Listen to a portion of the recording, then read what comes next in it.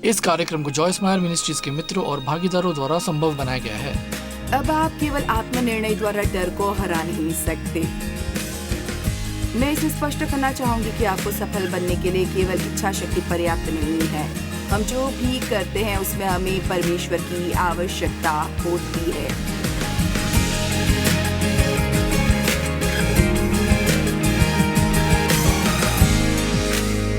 विश्वास वास्तव में डर के लिए एकमात्र प्रतिकार है। जब डर दरवाजे पर दस्तक देता है तो विश्वास उसे प्रत्युत्तर देता है।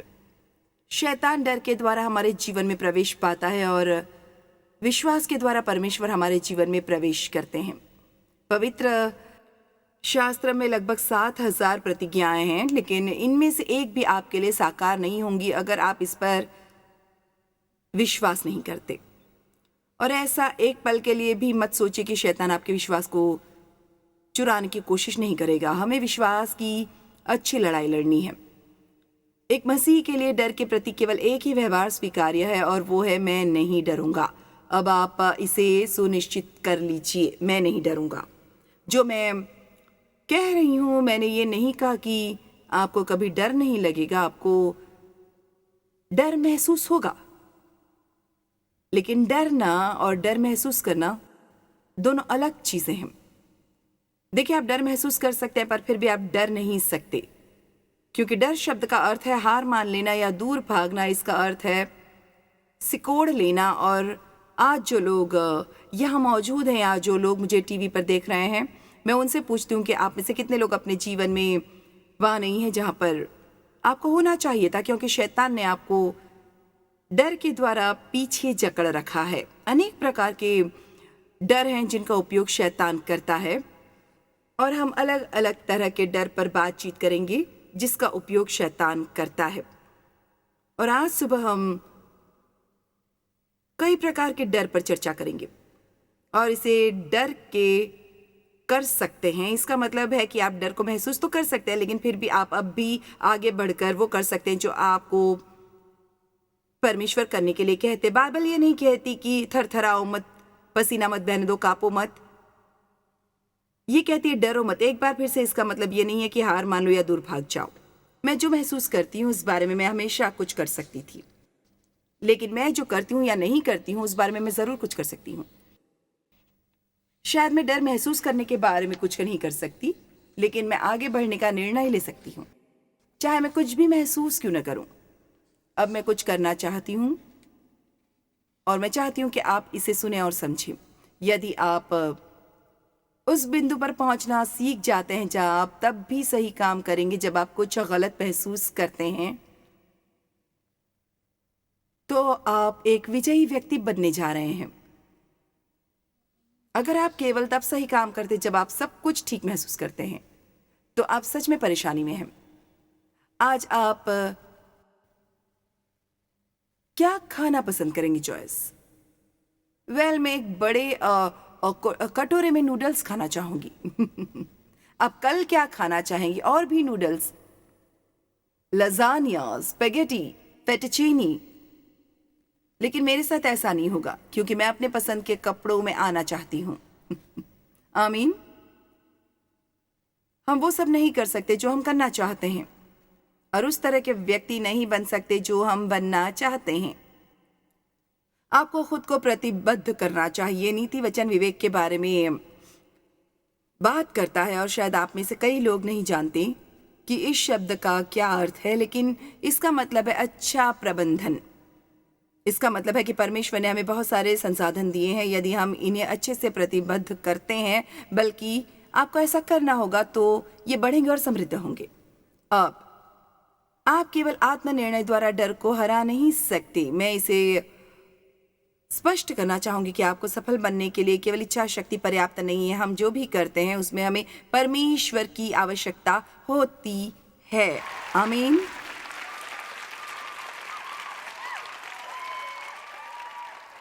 परमेश्वर के अनुग्रह के बिना हम क्या कर सकते हैं? हम अनुग्रह के योग्य नहीं हैं, बल्कि ये इससे भी अधिक है। ये परमेश्वर की सामर्थ, परमेश्वर का अभिषेक और हमारे साथ परमेश्वर की उपस्थिति का होना है ताकि हमें आसानी से कार्य करने में मदद मिल सके, जिसे हम अपने दम पर और प्रयास के द्वारा कभी पूरा कर नहीं सकते। जब आपको किसी चीज के लिए वरदान दिया जाता है और अगर आप परमेश्वर पर भरोसा करते हैं तो यह आपके लिए मुश्किल नहीं है। मैं कड़ी मेहनत करती हूँ, लेकिन मैं यहाँ जो करती हूँ वो मेरे लिए कठिन नहीं है, क्योंकि मुझे इसके लिए वरदान दिया गया है। लेकिन मैं आपको बताना चाहूँगी, अगर मैं आराधना में अगुवाई करने की कोशिश करती हूँ तो ये मुश्किल होगा, और अगर मैंने ऐसा किया तो आप लोगों को आराधना बिल्कुल पसंद नहीं आएगी। लेकिन सालों पहले मैंने गिटार बजाने की कोशिश की थी। मैं गाना चाहती थी, मैं प्रचार नहीं करना चाहती थी, मैं ये सब करना चाहती थी। क्या हम ऐसे नहीं हैं? हम ये सब करना चाहते हैं। खैर, मेरी उंगलियां वास्तव में गिटार के नेक के चारों ओर ठीक से घूमने के लिए काफ़ी छोटी हैं। इसके अलावा मैं संगीत में असफल हो चुकी हूँ। वास्तव में ये मजाकिया था। हमारे साथ मार्टिन स्मिथ थे जब डिलेरिस के साथ थे। उन्होंने कई बार हमारे लिए आराधना में अगुवाई की है, और एक रात वो हमारे साथ थे और मैंने एक बात कही कि मैं अंग्रेजी में असफल होने के करीब आ चुकी थी, और अब मेरा टेलीविज़न कार्यक्रम 100 अलग अलग भाषाओं में दुनिया के 2/3 हिस्सों में चल रहा है। 100 अलग अलग भाषाओं में उनका अनुवाद किया जा रहा है। एक रात एक होटल में एक स्पेनिश व्यक्ति था। वो वहां पर काम करता था और उसने मुझे आते हुए सुना और मैंने अंग्रेजी में कुछ कहा, और उसने हमारे साथ के लोगों में से एक से कहा, ओ क्या वो अंग्रेजी भी बोलती है, क्योंकि उसने मुझे स्पेनिश में प्रचार करते हुए सुना था। फिर मार्टिन स्मिथ ने कहा, मैं संगीत में असफल हुआ था, तो यहाँ एक प्रचारक हैं जो अंग्रेजी में लगभग असफल हुई थी, और एक आराधक जो संगीत में असफल हुआ था। ये प्रफुल्लित करने वाला है। मेरा मतलब है, जिन्हें परमेश्वर चुनते हैं, ये बिल्कुल हास्यास्पद, और बाइबल कहती है कि वो जगत के मूर्खों और कमजोरों को चुनते हैं ताकि बुद्धिमान लज्जित हों। इसलिए कोई भी व्यक्ति स्वयं की महिमा करने और खुद को श्रेय देने का दिखावा नहीं कर सकता। यही कारण है कि परमेश्वर ऐसे लोगों की तलाश नहीं करते जो योग्य हैं। वो उन लोगों की तलाश करते हैं जो उपलब्ध हैं। आपको बस इतना कहना है, परमेश्वर मेरा उपयोग कीजिए, आप मेरे साथ जो भी करना चाहते हैं कीजिए, मैं आपका हूं। फिर परमेश्वर दरवाजा खोलते हैं, इसमें से जाइए। लेकिन आपको एक रवैया रखना होगा, मैं नहीं डरूंगा। रोमियो 8:31। सो हम इन बातों के विषय में जो क्या कहें, यदि परमेश्वर हमारी ओर हैं तो हमारा विरोधी कौन हो सकता है? वाह! अब जानते हैं हमें इनमें से कुछ वचनों पर अधिक ध्यान देने की जरूरत है। परमेश्वर कितने महान हैं। यदि वो हमारी तरफ हैं तो हमारे विरुद्ध कौन खड़ा रह सकता है? लेकिन शायद यही समस्या है। शायद ऐसा नहीं है कि आपके पास आपको विश्वास है कि परमेश्वर कुछ भी कर सकते हैं, लेकिन शायद आपको यकीन नहीं है कि वो आपके लिए ऐसा करेंगे। देखिए, आपको ये भी यकीन हो सकता है कि वो मेरे लिए ऐसा करेंगे, लेकिन आपको यकीन नहीं है कि वो आपके लिए भी ऐसा करेंगे। क्यों? क्योंकि आपको लगता है कि आप इसके लायक नहीं हैं, और आप बिल्कुल सही हैं। और यही इसे सुंदर बनाता है। ये ऐसा है कि परमेश्वर हमें ऐसी चीजें दे रहे हैं जिनके लायक हम बिल्कुल नहीं हैं। आपको वास्तव में बस इतना करना है कि आप परमेश्वर से प्रेम करें। जब आप गलतियां करते हैं तो पश्चाताप करें और कभी हार न माने। मैंने हार नहीं मानी, मैंने कभी हार नहीं मानी। मैं अब भी यही हूं और मैं मरने के दिन तक यहां रहने की योजना बना रही हूं।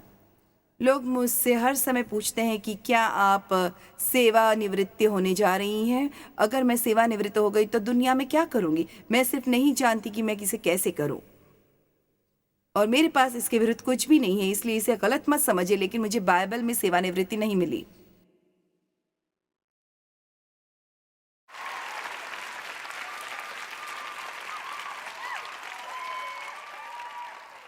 मुझे प्रतिशोध मिलता है। परमेश्वर आपको एक नई आग देंगे। लेकिन कालेब जब वो 80 वर्ष का था तो उसने परमेश्वर को एक पहाड़ देने के लिए कहा। आप में से जो लोग 15 वर्ष के हैं वो पहाड़ की मांग नहीं करेंगे। आप अपने बारे में क्या सोचते हैं? वास्तव में ये पहली बात है कि आपको अपने और परमेश्वर के बीच में सही करना होगा, क्योंकि परमेश्वर आपसे बिना शर्त के प्रेम करते हैं। पौलुस ने लोगों के लिए प्रार्थना की कि वे उस प्रेम की ऊंचाई, लंबाई और चौड़ाई को जाने जो परमेश्वर के पास उनके लिए है। क्यों? क्योंकि पूर्ण प्रेम डर को दूर करता है। आप कभी भी डर से छुटकारा नहीं पा सकते जब तक कि आप ये न जान लें कि परमेश्वर आपसे प्रेम करते हैं, क्योंकि एकमात्र कारण जो परमेश्वर बाइबल में बताते हैं कि डरो मत क्योंकि मैं तुम्हारे साथ हूं, वो बस इतना ही कहते हैं, डरो मत क्योंकि मैं तेरे संग हूं। ठीक है परमेश्वर, आप क्या करेंगे? जो कुछ भी करने की जरूरत पड़े, तुम मेरी संतान हो, मैं तुमसे प्यार करता हूं, मैं तुम्हारा ख्याल रखूंगा, बस तुम मुझ पर भरोसा रखो। शैतान डर के साथ आएगा और तुम्हें डराने की कोशिश करेगा, लेकिन तुम अपने मुंह से जोर से कहना, शैतान मुझे परवाह नहीं कि तू मुझे डराने की कोशिश कर रहा है, मैं परमेश्वर पर विश्वास करता हूं। चलिए अपने मुंह से ये शब्द बोलिए। ये सबसे शक्तिशाली चीजों में से एक है जो आप कर सकते हैं। तो आप अपने बारे में कैसा महसूस करते हैं? मुझे अपने जीवन में इसे सही करना होगा, क्योंकि मैं खुद को पसंद नहीं करती थी। मुझे मेरा व्यक्तित्व पसंद नहीं था, मुझे मेरे दिखने का तरीका पसंद नहीं आता था, मुझे मेरी झांगी अच्छी नहीं लगती थी। देखिए, आपको अपने साथ शांति बनानी होगी और आपको हर किसी के साथ तुलना करना बंद करना होगा। परमेश्वर आपको किसी से तुलना करने के लिए नहीं कहेंगे, वो केवल आपको अपने सबसे अच्छे रूप में बनाएंगे। अगर आप समय अपने साथ में बुरा महसूस करते हुए बिताएंगे तो ये आपके लिए आशीष नहीं होगी। आप कह सकते, लेकिन आप नहीं जानती कि मैंने क्या किया है। आपने चाहे जो कुछ भी किया हो या उससे बदतर नहीं होगा जो हम में से बाकियों ने किया। आप खुद को पसंद करने का फैसला क्यों नहीं करते? हो सकता है कि आप हर किसी को कही हुई बातों पर ज्यादा विश्वास करते हैं और परमेश्वर ने जो कहा है उस पर पर्याप्त विश्वास नहीं करते। जब मैं बड़ी हो रही थी तब मेरे पिता हमेशा मुझसे कहा करते थे, तुम कभी कुछ नहीं करोगी। खैर, हाँ, आखिर में मुझे हंसी आती थी। आमीन। मुझे याद है कि जब मैंने प्रचार करना शुरू किया था तब मैंने उन सभी को खो दिया, क्योंकि उन्होंने सोचा था कि मैं अपना विवेक खो चुकी हूं। कम ऑन, आखिरकार आपको हंसना पड़ेगा। क्या आपने मुझे सुना? भजन संहिता 118 का 6, यहोवा मेरी ओर है, मैं न डरूंगा, मैं नहीं डरूंगा। मुझे लगता है कि जब हम दाऊद बहुत कुछ कहते हैं कि आज वो दिन है जो यहोवा ने बनाया है, हम इसमें मगन और आनंदित हों। मुझे लगता है कि ये विश्वास का कथन बना रहे थे। मेरी समझ में ये नहीं आता कि मुझे ऐसा नहीं लगता, बल्कि वो कह रहे थे ये वही है जो मैं करने जा रहा हूं। मैं डर के आगे घुटने नहीं टेकूंगा। क्यों? क्योंकि परमेश्वर मेरे साथ है। मेरे पिता ने लगभग 15 वर्षों तक मेरा यौन शोषण किया। मेरा मतलब है हम बात कर रहे हैं, ऐसा कोई भी सप्ताह नहीं बीतता जब वो मुझे पागलपन के सामने आत्मसमर्पण करते नहीं देखते थे। और मेरी माँ इस बारे में जानती थी, लेकिन वो उनसे भी डरती थी, इसलिए उन्होंने इस बारे में कुछ नहीं किया। सच कहूँ तो उनकी तुलना में मुझे माँ को क्षमा करने में ज़्यादा कठिनाई हुई, क्योंकि मैं ऐसा नहीं कर सकती। मैं अब भी ये नहीं समझ पा रही हूँ कि वो किस तरह की माँ थी जो अपनी बच्ची को अपने पति द्वारा दुर्व्यवहार करने दे सकती है और डर के कारण इस बारे में कुछ नहीं कर सकती थी। लेकिन मुझे क्षमा करना पड़ा। लेकिन मेरे पिता ने मुझे शारीरिक रूप से नियंत्रित नहीं किया। उन्होंने शारीरिक रूप से मुझसे कुछ भी नहीं करा। उन्होंने डर से मुझे काबू में कर लिया था। क्या आपको भी कभी डर से नियंत्रित किया गया है? ये भयानक है, ये सच में भयानक है। तो मैं डर में बड़ी हुई, मुझे बस इतना ही पता था, और इसलिए मुझे भरोसा करने में लंबा समय लगा और मुझे ये विश्वास करने में भी लंबा समय लगा कि मेरे साथ अच्छी चीज़ें होंगी। मेरे साथ इतनी सारी बुरी चीज़ें हुई थी कि मैं उस बिंदु पर पहुंच गई जहां मेरी उम्मीदें बंद हो गई थी। एक तरह से मैं हमेशा ये इंतजार करती रही कि अगली बुरी चीज क्या होगी। खैर, मैंने 180 डिग्री टर्न लिया और अब मैं हर दिन जो चीजें कहती हूं उनमें से ये एक है, आज मेरे साथ कुछ अच्छा होने वाला है। कम ऑन, आज मेरे साथ कुछ अच्छा होने वाला है और आज मेरे द्वारा कुछ अच्छा होने वाला है। सिर्फ अपने लिए अच्छी चीजों की इच्छा मत कीजिए, बल्कि आप इच्छा कीजिए परमेश्वर आपको जो देते हैं वो आपके द्वारा दूसरों तक प्रवाहित हो। ये तब होता है जब आप सच में खुश रहते हैं और जब आप दूसरों को खुश देखना चाहते हैं। मैं ये फिर से कहना चाहूंगी, ये तब होता है जब आप वास्तव में खुश रहते हैं और जब आप दूसरों को खुश करने के लिए अपना जीवन जीते हैं। कम ऑन, आज कुछ चेहरों पर मुस्कान लाइए। आमीन।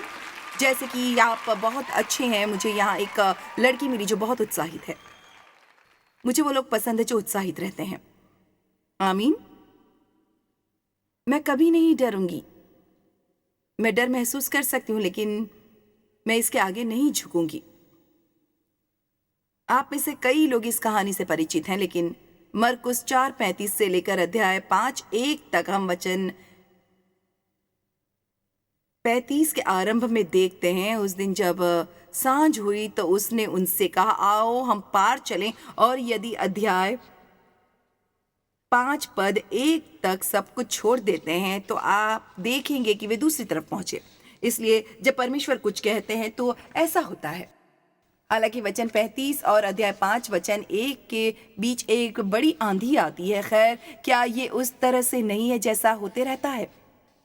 परमेश्वर ने आपसे एक वायदा किया है। आप उत्साहित हो जाते हैं। हमें लगता है कि ये आसान होगा। मुझे याद है एक सुबह जब मैं अपना बिस्तर लगा रही थी और मैं पहली शिक्षण कैसेट सुन रही थी जिसे मैंने कभी सुना था, और ये एक संदेश था जिसे cross over to the other side कहा जाता था, जो इन वचनों से लिया गया था। और जब मैंने अपना बिस्तर लगाते समय कहा, तुम पूरी दुनिया में जाओ और मेरा वचन सिखाओ। खैर, क्या आप जानते हैं, मैंने उन पर विश्वास किया, क्योंकि जब परमेश्वर आपसे कुछ कहते हैं तो वो किसी चीज के लिए विश्वास भी देते हैं और आप उन चीजों पर विश्वास करने लगते हैं जो आपके दिमाग की समझ से बाहर है। आप में से कितने लोग मानते हैं कि परमेश्वर ने आपसे जो बातें कही हैं उसे यदि आप लोगों को बताते हैं तो वे सोचते हैं कि आप पागल हो रहे हैं। इसलिए कभी कभी हम किसी और को ना बताएं तो बेहतर होता है। बस प्रतीक्षा कीजिए और उन्हें स्वयं देखने दीजिए। तो हम उत्साहित हो जाते हैं और मैंने सोचा, मुझे नहीं पता था कि ऐसा कुछ होने के लिए मुझे 30 साल तक इंतजार करना पड़ेगा। और मैंने बाइबल अध्ययन लेना शुरू किया जिसमें आरंभ में 12 लोग थे, और मैं इतनी बुद्धिमान नहीं थी ये जानने के लिए कि वे केवल इसलिए आए क्योंकि मैं काम पर उनकी बॉस थी। मुझे लगा कि मुझे वास्तव में सफलता मिली है, और फिर उन्होंने जाकर यूनियन में शिकायत कर दी। उन्हें ऐसा लगा कि मैं केवल उन लोगों का समर्थन करूंगी जो मेरे यहाँ बाइबल अध्ययन में आएंगे। इसलिए जहाँ मैं काम करती थी वहां से मुझे बाइबल अध्ययन को हटाने के लिए कहा गया। खैर, मैं 30-40 मिनट की दूरी पर रहती थी जहाँ पर मैं बाइबल अध्ययन ले रही थी, और मैंने सोचा, खैर कौन आएगा जहाँ मैं रहती हूँ, इसमें भाग लेने के लिए इतनी दूर कौन आएगा। लेकिन मैंने हार नहीं मानी। मुझे डर था कि कोई नहीं आएगा। मैं आपको बता नहीं सकती कि मैं अपने जीवन में कितनी बार डरी हूं। मुझे डर था कोई नहीं आएगा, लेकिन आप जानते हैं कि क्या हुआ?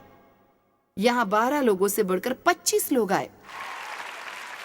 मैं आपको कुछ बताती हूँ, असुविधाएं परमेश्वर को रोक नहीं सकती और ना ही आपकी अक्षमताएं। 2 सप्ताह पहले मैंने इस मरकुस में, इस कहानी में कुछ देखा। ये मेरे लिए अद्भुत है कि आप इसे कुछ ऐसे पढ़ सकते हैं। मेरा मतलब है, मैंने 40 वर्षों में इसे शायद 1000 बार पढ़ा होगा, और मैंने इस अगले वाक्य को कभी नहीं देखा। वचन 1 कहता है, उसी दिन जब सांझ हुई, या वचन 35, तो उसने उनसे कहा, आओ हम पार चले। आपको पता है अगली पंक्ति क्या कहती है? भीड़ को छोड़कर।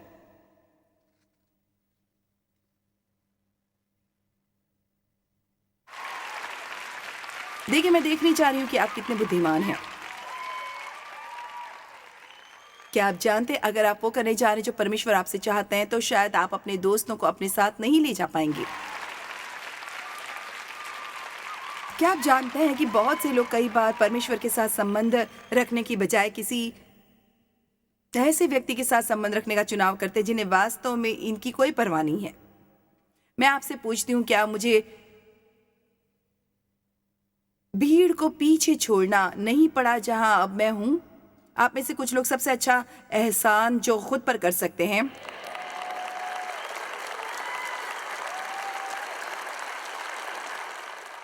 वो है अपने कुछ दोस्तों से दूर हो जाना, क्योंकि वे आपको नीचे खींच रहे हैं।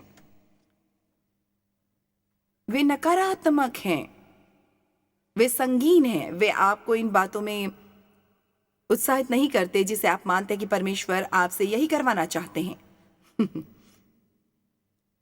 आप कहते हैं खैर मैं इसका आदी हो चुका हूं। वेल,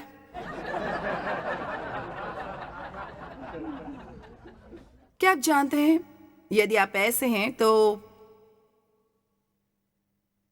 प्रार्थना कीजिए और इतने दैवीय बन जाइए कि वो व्यक्ति खुद बदलना चाहे, लेकिन इस बीच बस अपने आप को घेरे रखिए। अगर आपको घर में नकारात्मकता मिल रही है तो अपने जीवन में अन्य समय के दौरान सकारात्मकता के साथ खुद को घेरे रखने के लिए प्रयास कीजिए। यदि आपको इसकी आवश्यकता है तो परमेश्वर आपको इसकी भरपाई करने के लिए लोगों को देंगे।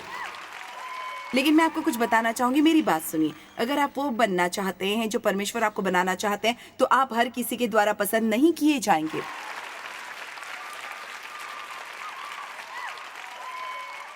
भीड़ को पीछे छोड़कर, मुझे ये पसंद है। वाओ, हाल ही में मैंने इस पर एक पूरा संदेश सिखाया है। भीड़ को छोड़कर जैसा वो था वैसा ही उसे नाव पर साथ ले चले और उसके साथ और भी नावें थीं। तब बड़ी आंधी आई और वे बहुत ही डर गए और यीशु नाव में सो रहे थे। क्या आपको अच्छा नहीं लगता जब आपके हाथ पांव फूल जाएं और यीशु सो रहे हों? आपको कैसा लगेगा?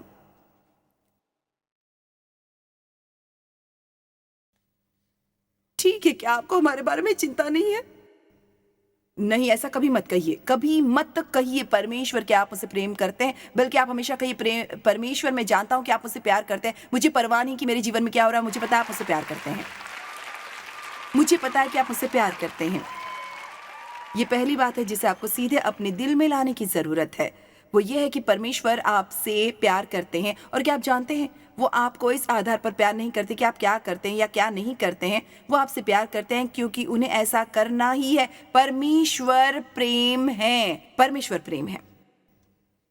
परमेश्वर प्रेम है। और वो चाहते हैं कि हम इस शुभ समाचार का जवाब उनसे प्यार करके दें। परमेश्वर बिकाऊ नहीं है। आप अच्छे कामों के द्वारा उन्हें खरीद नहीं सकते। बाइबल हमें अच्छे काम करने के लिए कहती है और ये भी कहती है कि हमें हमारे कार्यों का प्रतिफल भी मिलेगा। बाइबल में ऐसे बहुत से वचन हैं जो हमें उन प्रतिफल की प्रतीक्षा करने के लिए कहते हैं जो हमारे द्वारा किए गए कामों के लिए हमें मिलने वाले हैं, परंतु हम उन कामों को प्रतिफल पाने के लिए नहीं करते। ठीक वैसे ही जब आप ज्यादा वापस पाने के लिए भेंट अर्पण नहीं करते, आप इसलिए भेंट देते हैं क्योंकि आप समझते हैं कि परमेश्वर ने आपके लिए क्या क्या किया है, और आप इसलिए देते हैं क्योंकि आपको याद है कि एक दुखी व्यक्ति होना कैसा होता है और आप अन्य लोगों की मदद करना चाहते हैं जहां आप कभी हुआ करते थे। और जब हम सही उद्देश्य के साथ चीजों को करते हैं तब परमेश्वर आशीषों को लेकर आते हैं जो कि बिल्कुल अविश्वसनीय हैं। वचन 40 में उसने कहा, तुम क्यों डरते हो? क्या तुम्हें अब तक विश्वास नहीं? और हम में से अधिकांश लोग सोचते होंगे, काश मैं भी यीशु के साथ चल सकता, काश मैं यीशु के साथ नाव में होता, ओ काश मैं यीशु के साथ रात में भोजन कर सकता। ओ क्या ये उनकी मदद नहीं कर रहा था? वे लोग तब भी डरे हुए थे।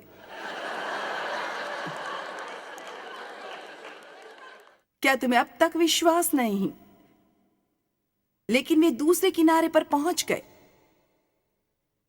क्योंकि परमेश्वर जो कहते हैं वो पूरा होता है। या आपके साथ या आपके बिना भी पूरा हो सकता है। आमीन। परमेश्वर हमें डर नहीं देते। जब आप डर महसूस करते हैं तो पहली बात जो आपको समझना जरूरी है वो ये है कि परमेश्वर की ओर से नहीं है। और इसे जोर से कहिए, ये परमेश्वर की ओर से नहीं है, ये परमेश्वर की ओर से नहीं है। क्योंकि परमेश्वर ने हमें भय की नहीं 2 तीमुथियुस 1:7 में, परंतु सामर्थ और प्रेम और अच्छे मन की आत्मा दी है। मुझे सामर्थ शब्द पसंद है, परंतु सामर्थ और प्रेम और अच्छे मन की आत्मा दी है। लेकिन एम्प्लीफाइड बाइबल कहती है कि एक अच्छा मन अनुशासित और आत्मसंयमित होता है। क्या आपको इसका अर्थ पता है? आप अपने विचारों को चुन सकते हैं और आप उन बातों को सोच सकते हैं जो आपको लाभान्वित करेंगी। आपको सारा दिन आलोचनात्मक, निर्णयात्मक, संदिग्ध और बुरे विचारों को सोचने की कोई जरूरत नहीं है। आमीन। और क्या आप जानते हैं किस तरह के विचार आपको खुश या दुखी कर सकते हैं? आप किसे अपने जीवन में प्रवेश करने दे रहे हैं? आप डर के माध्यम से शैतान को अंदर आने देते हैं।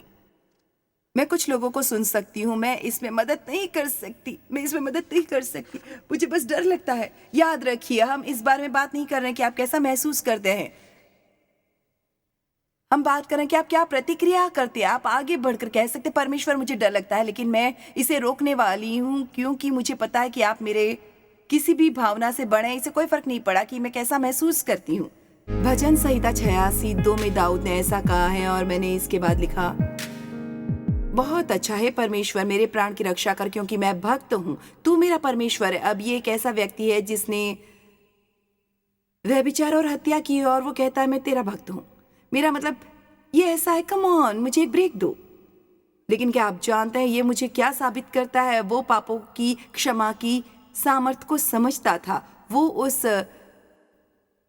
सामर्थ को समझता था जो परमेश्वर ने उसके लिए किया है, और देखिए उसने इसे छोड़ दिया। और आज यहाँ कुछ ऐसे लोग हैं जो मुझे टीवी के माध्यम से देख रहे हैं। आपको कुछ चीजों को जाने देना होगा, आपको भीड़ को पीछे छोड़ना होगा और आपको कुछ चीजों को भी पीछे छोड़ना होगा। कम ऑन, मैं अच्छा प्रचार कर रही हूं और मैं आपको कुछ ऐसा नहीं सिखा रही हूं जिसे मुझे अपने जीवन में करना नहीं पड़ रहा है। मैं उपदेश नहीं दे रही हूं, मैं इन्हें जी चुकी हूं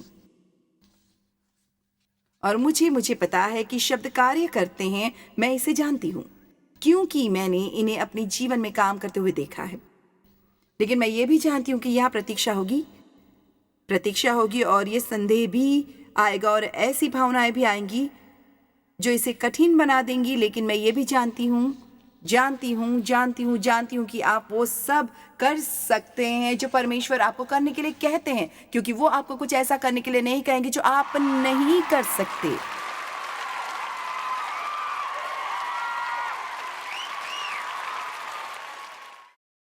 मेरे प्राण की रक्षा कर, क्योंकि मैं भक्त हूं। तू मेरा परमेश्वर है, मैं बिना किसी डर या संदेह के विश्वास पूर्वक तुझे देखता हूं। इसलिए अपने दास का उद्धार कर जिसका भरोसा तुझ पर है। कुछ सामान्य डर जिनमें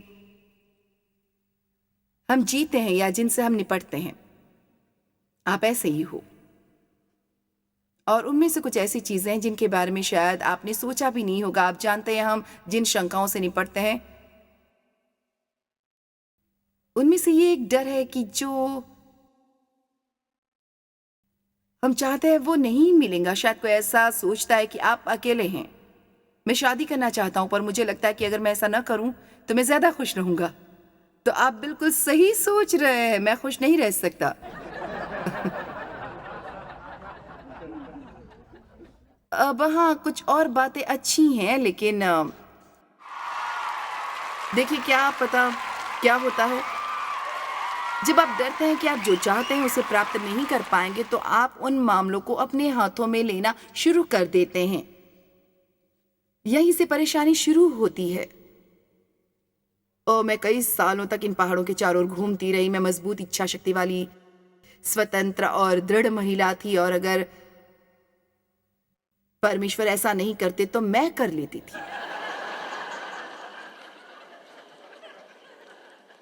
मैं बहुत निराश थी। प्रभु, मुझे वो बात पसंद नहीं आई जो डेव ने की थी और मैंने उन्हें बदलने की कोशिश की, पर मैं सफल नहीं हो पाई। मेरा एक बेटा है जो बिल्कुल मेरे जैसा है, पर मैं उसे पसंद नहीं करती थी और मैं बिल्कुल भी कम ऑन, आप मुझ पर हँस सकते हैं, आपके पास ऐसे बच्चे हैं जिन्हें आप पसंद नहीं करते। मुझे एहसास नहीं था कि वो मेरी तरह मजबूत इच्छा शक्ति वाला व्यक्ति है, इसलिए इसलिए हमारी इच्छाएं एक दूसरे के विरुद्ध थी और अब वो हमारे यहाँ मिशन का प्रमुख है और हम जितने भी मिशन करते हैं उसमें किसी न किसी तरह आकार या स्वरूप में हाथ बटाया करता है। Come on.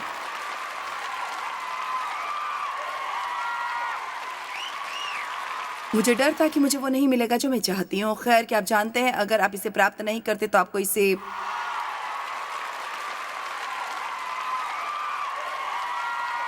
रखना भी नहीं चाहिए। मेरा मतलब है, अगर परमेश्वर आपके लिए ऐसा नहीं सोचते तो आप इसे निश्चित रूप से प्राप्त नहीं कर पाएंगे। अब्राहम और सारा ने ये कोशिश की थी, वे परमेश्वर की प्रतिज्ञा का इंतजार करते करते थक गए थे और इसलिए उन्हें एक उत्तम विचार मिला। मैं उत्तम विचारों में अच्छी हूँ। सारा ने कहा, मुझे पता है हम क्या करेंगे, मैं अपनी दासी हाजिरा को तुम्हारी दूसरी पत्नी होने के लिए दे दूंगी। कोई भी अपने पति को दूसरी औरत नहीं देती। और निश्चित रूप से जब वो गर्भवती हो गई तो उसने एक अलग रवैया अपनाया और सारा ने इसका दोष अब्राहम पर लगाया। और बाइबल में कुछ मजेदार कहानियां हैं।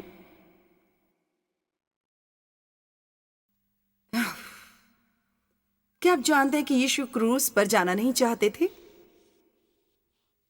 क्या आप ये जानते हैं आपको वो सब करने की जरूरत नहीं है जो आप करते हैं। मैंने कुछ सप्ताह पहले संयम की शक्ति नामक एक संदेश दिया था और मैं उस संयम के बारे में बता रही थी जिसका उपयोग यीशु ने दीन और नम्र बनने के लिए किया। जब लोग उन पर थूक रहे थे और उनका मजाक उड़ा रहे थे और जब वो गतसमनी के बाग में थे और वे सभी सैनिक उन्हें लेने के लिए आए और पतरस ने अपनी तलवार निकाली और एक सैनिक का कान काट दिया। मुझे लगता है यीशु ने कान को उठाकर उस व्यक्ति पर फिर से लगा दिया, लेकिन उन्होंने पतरस से कहा, पतरस, अगर मैं चाहूं तो स्वर्गदूतों की 12 पलटन बुला सकता हूं। स्वर्गदूतों की 12 पलटन। जब आप इसे गुणा करेंगे तो ये 72,000 स्वर्गदूत होंगे। मैं उन्हें बुला सकता हूं और मेरे परमेश्वर मुझे छुड़ा लेंगे। और सच में ये मसीह में परमेश्वर थे जो उनके साथ हमारा मेल मिलाप करा रहे थे। इसलिए ये सिर्फ यीशु नहीं थे जिन्होंने हमारे लिए ये किया, बल्कि ये स्वयं परमेश्वर थे जिन्होंने हमारे लिए ऐसा किया है। आप ऐसा कैसे सोच सकते हैं कि परमेश्वर आपसे प्यार नहीं करते, क्योंकि परमेश्वर ने जगत से ऐसा प्रेम किया कि उन्होंने अपने इकलौते पुत्र को हमारी खातिर मरने के लिए भेजा। लेकिन अनुशासन, संयम, नम्रता जो उन्होंने दिखाई और जब वो गतसमनी में प्रार्थना कर रहे थे तब उन्होंने स्वयं एक बार, 2 बार नहीं बल्कि 3 बार एक ही प्रार्थना की, हे मेरे पिता, यदि हो सके तो ये कटोरा मुझसे टल जाए, तो भी जैसा मैं चाहता हूं वैसा नहीं, परंतु जैसा तू चाहता है वैसा ही हो। उन्होंने एक बार, दोबारा नहीं बल्कि 3 बार एक ही प्रार्थना की।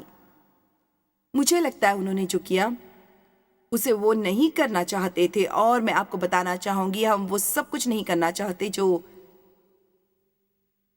परमेश्वर हमसे करवाना चाहते हैं। जब मेरे माता पिता बूढ़े हो गए और वे सच में अपनी देखभाल करने में असमर्थ थे, तब परमेश्वर ने मेरे दिल में कहा कि उन्हें अपने शहर में ले आओ, उनके लिए एक नया घर खरीदो। पहले मैंने इसे डांटा, मैंने सोचा ये शैतान है। आप जानते कि मैंने क्या सोचा? किसी भी हाल में परमेश्वर मुझे ऐसा नहीं कहेंगे। खैर, आपको आश्चर्य होगा कि वो ऐसा करने के लिए कह सकते हैं। लंबी कहानी को छोटी करते हुए ये एक पूरा संदेश बन जाएगा। इसमें 3 साल लग गए, लेकिन मेरे पिता का उद्धार हो गया। मुझे उन्हें बपतिस्मा देना पड़ा और आज वो स्वर्ग में हैं। वही व्यक्ति जिसने मेरा शोषण किया था और मुझे कहा कि मैं कभी कुछ नहीं कर पाऊंगी। ओ, हमारे परमेश्वर अद्भुत हैं। लेकिन हमें चीजों को उनके तरीके से करना होगा। डरिए मत कि आप जो चाहते हो उसे प्राप्त नहीं कर पाएंगे। परमेश्वर से कहिए मुझे वो नहीं चाहिए जो मैं चाहता हूँ, जब तक कि ये वही ना हो जो आप चाहते हैं कि मेरे पास हो। चलिए थोड़ा अलग तरीके से प्रार्थना करते हैं। जो आप चाहते हैं उसे पाने के लिए परमेश्वर को समझाने की कोशिश में अपना सारा समय खर्च मत कीजिए। यहोवा को अपने सुख का मूल जान और वो तेरे मनोरथों को पूरा करेगा।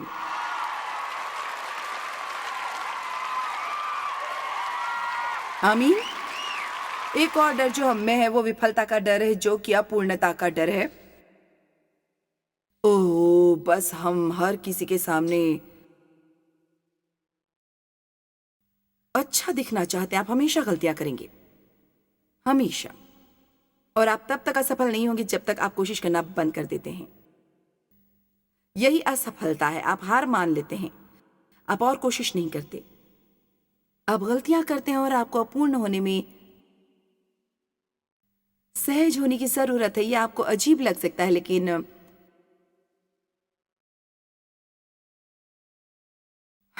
मुझे याद है कई साल पहले परमेश्वर ने मुझसे कहा, मैं तुम्हें गलतियां करने की अनुमति देता हूं। इसका मतलब ये नहीं कि वो मुझे पाप करने के लिए आमंत्रित कर रहे थे, लेकिन वो मुझे सिखाने की कोशिश कर रहे थे। मैं अपेक्षा नहीं करता कि तुम निपुण हो। अगर मैं सिद्ध होती तो मुझे यीशु की जरूरत नहीं पड़ती। हमें अपने ऊपर इतना सब दबाव लेने की क्या जरूरत है? आपके पास यीशु है क्योंकि आप सब कुछ सही नहीं कर सकते। आपके पास यीशु है प्रार्थना करने के लिए। आपके पास उनका नाम है क्योंकि आप उन चीजों के योग्य नहीं है जो आप परमेश्वर से अपने लिए करने को कहते हैं। जब हम प्रार्थना करते हैं तब एम्पलीफाइड बाइबल कहती है कि हम परमेश्वर के सामने वो सब कुछ प्रस्तुत करते हैं जो यीशु हैं। ओह, ये बहुत अच्छा है। मैं आपसे यीशु के नाम में ऐसा करने के लिए कहती हूँ। अब ये बाइबल में स्पष्ट है कि ये परमेश्वर की इच्छा है, तो आपको ये करने की आवश्यकता नहीं है अगर ये आपकी इच्छा है। लेकिन अगर ये स्पष्ट नहीं है तो परमेश्वर, मैं उससे शादी करना चाहता हूँ। बेहतर होगा अगर आपकी भी यही इच्छा हो, क्योंकि आप उनसे शादी करने के लिए सोच सकते हैं पर वास्तव में आप नहीं करते। डेव और मैंने 5 साल तक डेट की और मैंने शादी कर ली। और मैं हमेशा कहती हूँ कि मुझे उनसे जल्दी शादी कर लेनी चाहिए थी।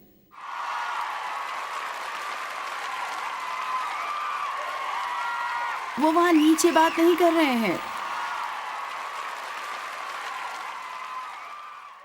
हमारे कुछ आरंभिक वर्ष कठिन थे। हमारी शादी को 3 सप्ताह हुए थे। उन्होंने मेरी तरफ देखा और कहा, तुम में क्या गलत है? ठीक है, मैंने सोचा हर किसी को परेशानी थी। मैंने सोचा अगर हर कोई वही करे जो मैं करना चाहती थी तो सब कुछ ठीक हो जाएगा।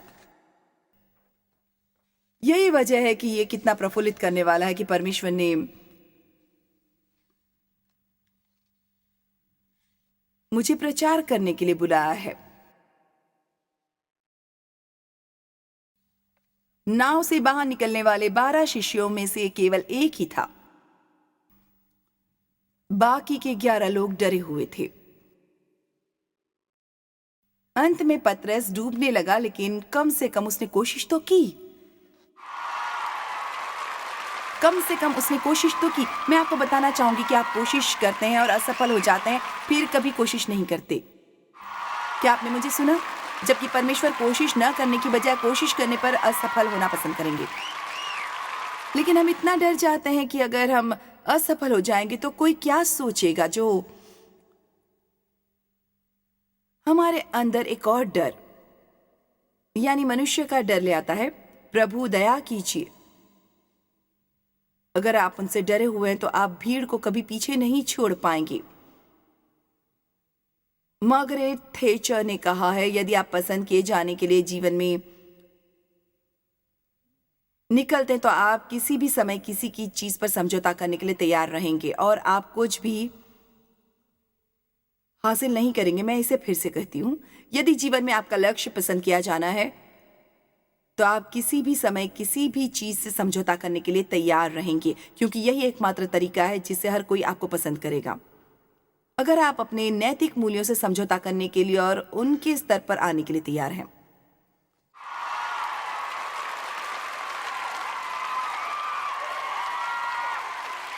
परमेश्वर मेरी ओर है, मनुष्य मेरा क्या कर सकता है? प्रेरितों के काम 5:29। पतरस और अन्य प्रेरितों से कहा गया था कि वे इस नाम से प्रचार न करें, वरना हम तुम्हें पीटेंगे और जेल में डाल देंगे। और क्या आप जानते हो उन्हें क्या लगता था? हमें मनुष्य की बजाय परमेश्वर की आज्ञा का पालन करना चाहिए। हमें मनुष्य की बजाय परमेश्वर की आज्ञा का पालन करना चाहिए। मैं उम्मीद करती हूँ और प्रार्थना करती हूँ कि अगर कभी मुझे सताया जाए, अगर कभी मेरे साथ ऐसा होता है, तो मसीह को अस्वीकार करने की बजाय मैं हर समय प्रार्थना करती हूँ कि परमेश्वर कृपया मुझे साहस दे कि मैं कभी आपका इनकार न करूं। आमीन। गलतियों 1:10 मुझे ये पसंद है। पौलुस ने कहा, अब मैं क्या मनुष्य को मनाने की कोशिश कर रहा हूं या परमेश्वर को? हमें यहाँ पर थोड़ी देर के लिए रुकना होगा और अपने आप से पूछना होगा कि क्या आप लोगों के बीच लोकप्रिय बनने की कोशिश कर रहे हैं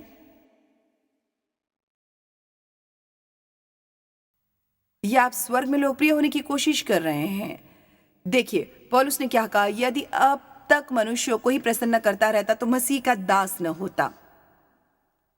तो वो क्या कर रहे हैं? अगर मैं लोगों को प्रसन्न करने वाला हूं तो मैं अपने लक्ष्य को पूरा नहीं कर पाऊंगा। आपको हर किसी को अपनी तरह से न रखने के लिए तैयार होना पड़ेगा। आंकड़े हमें बताते हैं कि इससे कोई फर्क नहीं पड़ता कि आप क्या करते हैं, 10% लोग आपको पसंद नहीं करेंगे। आपको ये रवैया अपनाना होगा, अगर आप मुझे पसंद नहीं करते तो आप मुझे गवा देंगे।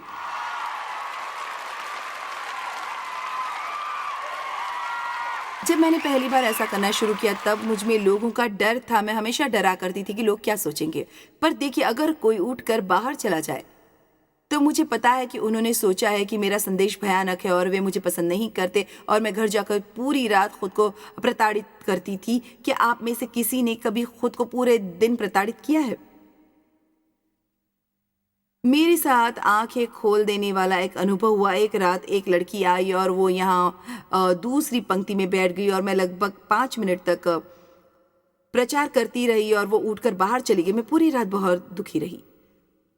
और अगले दिन किसी ने मेरे पास आकर कहा, ओ मेरी सहेली चाहती थी मैं आपको बताऊं कि उसे सच में खेद है कि उसे पिछली रात जल्दी छोड़कर जाना पड़ा। उसे काम पर जाना था, लेकिन वो आपसे इतना प्यार करती है कि सिर्फ 5 मिनट तक आपका प्रचार सुनने के लिए।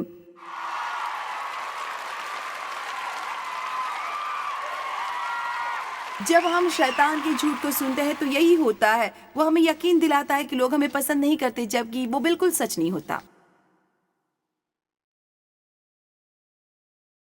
यूहन्ना 12:42 और 43। तो भी सरदारों में से भी बहुतों ने उस पर विश्वास किया, परंतु फरीसियों के कारण प्रकट में नहीं मानते थे, ऐसा न हो कि आराधनालय में से निकाले जाए। मैं पूछती हूँ, क्या आप में से कितने लोग चर्च से बाहर निकाले जाने के डर से एक पूर्ण मसीही बनने से पीछे हट जाते हैं? हो सकता है कि आपने हर किसी की तरह धार्मिक रहने का फैसला किया हो। बहुत ज्यादा दिलचस्प न होते हुए, जब मेरा पवित्र आत्मा का बपतिस्मा हुआ था, मुझे मेरे चर्च से निकल जाने के लिए कहा गया था। उन्होंने मुझसे कहा था या तो मैं चुप रहूं या मैं निकल जाऊं, और चुप रहना मेरे लिए विकल्प नहीं था उस समय। अब मैं स्वीकार करती हूँ, मैंने जो कुछ भी किया वो जरूरी नहीं कि बुद्धिमानी थी, लेकिन मेरा दिल सही था और परमेश्वर ये जानते थे। हम सभी के जीवन में ऐसी बहुत सी चीजें हैं जिन्हें सही करना जरूरी है और परमेश्वर इसके चारों ओर पहुंच जाएंगे। लेकिन अगर आपका दिल सही है, अगर आप केवल परमेश्वर से प्यार करते हैं, तो बस उन्हीं से प्यार कीजिए, बस उनसे प्यार कीजिए।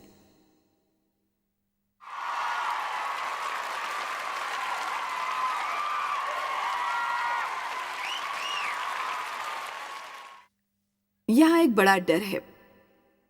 हमें डर है कि मैं पर्याप्त नहीं कर रहा हूं। क्या आपने कभी ऐसा महसूस किया है? मुझे परवाह नहीं है कि आपने बाइबल का कितना भाग पढ़ा है। मुझे परवाह नहीं है कि आप कितनी देर तक प्रार्थना करते हैं। आपने लंबे समय तक प्रार्थना नहीं की है, आपने सही से प्रार्थना नहीं की है। इससे कोई फर्क नहीं पड़ता कि आपने कितनी समितियों में सेवा की है या आप क्या करते हैं या क्या नहीं करते। एक बार हमने अपने ऑफिस में एक सर्वेक्षण किया। अगर आपको यीशु से एक सवाल पूछने का मौका मिले तो आप क्या पूछेंगे? आपको पता है कि इसका क्या जवाब आया? किसी भी तुलना में ज्यादातर लोगों ने हमसे ये कहा, मुझे ये जानना अच्छा लगेगा कि मैंने कब पर्याप्त किया। आप में से कितने लोग जानते हैं कि मैं किस बारे में पूछ रही हूँ? हम हमेशा महसूस करते हैं कि इससे कोई फर्क नहीं पड़ता कि हम क्या क्या कर रहे हैं। खैर, मेरे पास आपके लिए एक जवाब है, गिनती करना बंद कर दीजिए। मैं हर चीजों को गिना करती थी। आज रात की सभा में कितने लोग थे, कितने ऐसे थे जो मुझे सुन रहे थे। मैंने 45 मिनट प्रार्थना की। एक बार हमारे चर्च में एक सामर्थी मध्यस्थता की प्रार्थना करने वाली आई थी और जब वो बोलती थी तो सामर्थ्य निकलती थी, और उन्होंने इस बारे में बात की कि कैसे वो हर सुबह 5 बजे उठकर 9 बजे तक प्रार्थना करती है।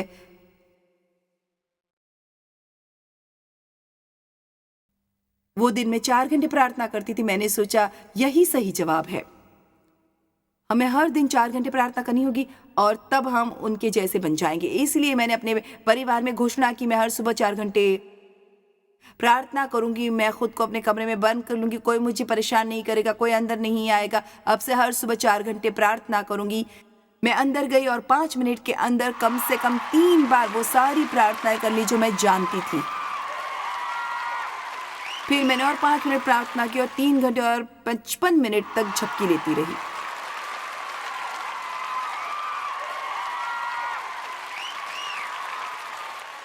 आप कुछ ऐसा सिर्फ इसलिए नहीं करेंगे क्योंकि कोई दूसरा इसे कर रहा है, बल्कि अगर आप ऐसा कर ले तब भी ये आपको सामर्थ्य नहीं बनाएगा।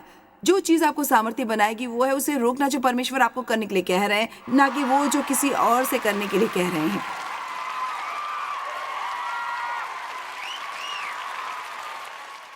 अगर आपको 3 महान बच्चों की परवरिश करनी है और आप प्रचार करने की कोशिश कर रहे हैं तो आप परमेश्वर की इच्छा से बाहर हैं। और ऐसा कभी मत कहिए कि मैं तो बस घर में रहने वाली मां हूं। यह कठिन काम है। घर पर रहना और सिर्फ 2 या 3 बच्चों के अलावा किसी से बात न करना, यह आपको परेशान कर सकता है।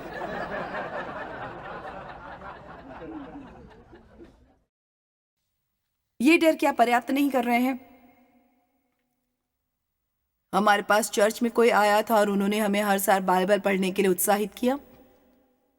मेरे पासवान ने सोचा कि ये एक अच्छा विचार है, इसलिए उन्होंने इन सभी कैलेंडरों को प्रेरित किया और इन निर्देशों के अनुसार हर साल पढ़ने के बारे में बताया। खैर, मैं ये नहीं कह रही कि ऐसा करना अच्छी बात नहीं है, लेकिन ऐसा करने के लिए आपका मकसद सही होना चाहिए, पर मेरा नहीं था। मैं सिर्फ अकेली सदस्य नहीं होना चाहती थी जो रविवार को खड़ी न हो।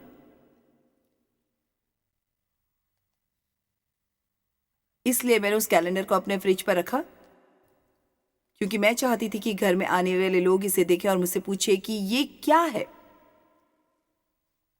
इसलिए मैं कह सकती थी मैं हर साल बाइबल पढ़ रही हूँ, और तब वे प्रभावित हो जाते थे। खैर, ये सब अच्छा रहा जब तक कि मुझे कैलेंडर में ये गॉपिंग होल मिलना शुरू नहीं हुआ, क्योंकि मैं कई बार दिनों को गवा देती थी।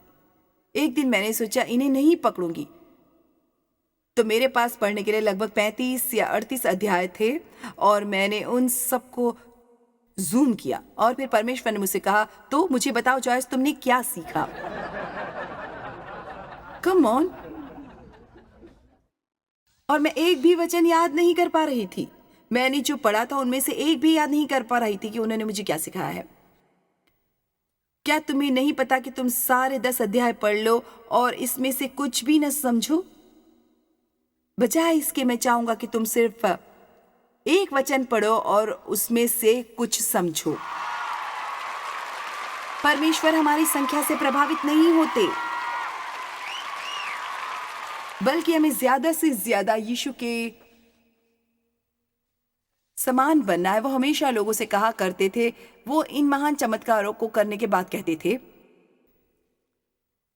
अब इसे किसी को भी न बताने का ध्यान रखना। क्या मैं बिलबोर्ड किराए पर लूंगी? आपको पता है, एक बार दाऊद ने इजराइलियों की गिनती की थी ये जानने के लिए कि उसके पास कितने सैनिक हैं ताकि वो दूसरी सेना को मात दे सके। और परमेश्वर इस बात से नाराज हो गए और उन्होंने श्राप दिया। वो नहीं चाहते कि हम हर चीजों की गणना करें ये जानने के लिए कि क्या हमारे पास पर्याप्त क्षमता है। कि आप जानते हैं कि हम कभी भी पर्याप्त सक्षम नहीं है, हमने कभी भी पर्याप्त नहीं किया है, हम कभी पर्याप्त सक्षम नहीं हो पाएंगे। Come on. मुझे उम्मीद है कोई आज बेहतर महसूस कर रहा है। और बहुत सारे अन्य डर हैं। अभाव का डर, मेरे पास पर्याप्त नहीं रहेगा, परमेश्वर मेरी देखभाल नहीं करेगा। इब्रानियों 13, 5 और 6 एम्पलीफाइड में ये कहता है, तुम्हारा स्वभाव लोभ रहित हो और जो तुम्हारे पास है उसी में संतोष किया करो, क्योंकि उसने आप ही कहा है कि मैं तुम्हें कभी ना छोड़ूंगा और ना कभी तुम्हें त्यागूंगा। ठीक है, यहाँ कुछ अद्भुत है ना।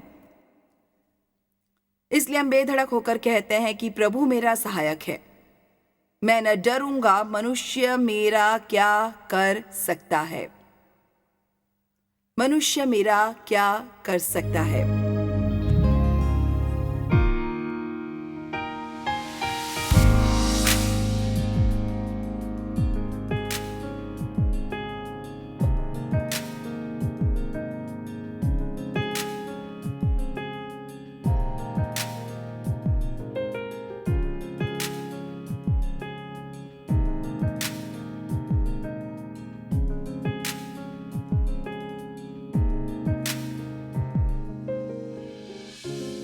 इस कार्यक्रम को जॉयस मायर मिनिस्ट्रीज के मित्रों और भागीदारों द्वारा संभव बनाया गया है।